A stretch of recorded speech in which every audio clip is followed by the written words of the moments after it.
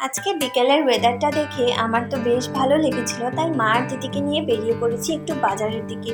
কেন জানো, তোমাদেরকে বলছি। প্রথমেই চলে এসেছি আমরা একটা হোলসেল কসমেটিক্সের দোকানে। ওইখান থেকে আমার মায়ের দোকানের জন্য অনেকটা জিনিস উঠাবো ভাবছি। তারপর আমরা চলে গেলাম খেলনার দোকানে। ওইখান থেকে অনেক কটা জিনিস উঠিয়ে নিয়েছি আমার মায়ের দোকানে, কারণ আমাদের পাড়াতে যে জানো ঈদের সময় মেলা বসে, তাই ভাবলাম মাকে এবারও একটা দোকান খুলে দেবো।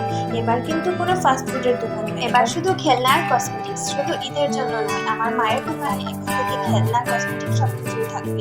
তারপর দিদি আমি মা বাড়িতে চলে যাচ্ছি। দোকান থেকে নিয়ে নিলাম আমাদের সন্ধ্যার জন্য টিফিন। এখান থেকে সিঙ্গারা আর মিষ্টি নিয়ে নিয়েছি। তারপর ঘরে এসে ওরা ফ্রেশ হয়ে গেল, মা আর বোন, বাট আমি ফ্রেশ হতে পারলাম না, কারণ আমার দোকানে কাস্টমার ছিল, ঘরে আসা যাওয়া করতে হচ্ছে। আজকের টিফিনটা আমার উইদাউট ফ্রেশ হয়েই করতে হচ্ছে, কারণ অনেক খিদে পেয়েছে। আর এই ভূতটিতে দেখতে পাচ্ছ কি করছে। ভূতেরা যখন যাওয়া আসা করে তখন লাইটগুলো এভাবেই হয়, তো অটোমেটিক হচ্ছে না, ও নিজেই করে দিচ্ছে। তারপর আমি আমার ওই খেলনাগুলো আর কসমেটিক্সগুলো নিয়ে বসে পড়লাম। সবগুলো লিস্ট বাই লিস্ট দেখছিলাম আর এগুলোর মধ্যে এমআরপি বসিয়ে দিচ্ছিলাম। তারপর আমাদের রাতের ডিনারে ছিল আম দুধ, আর এখানে শুটকি মাছ ছিল, আর ছিল নিরামিষ সবজি। মা আমাকে এভাবে আম দুধের মাখা দিচ্ছে, বাট আমি তো আম দুধের মাখা বাদ খাই না। আমার জানি না কেন ভালো লাগে না।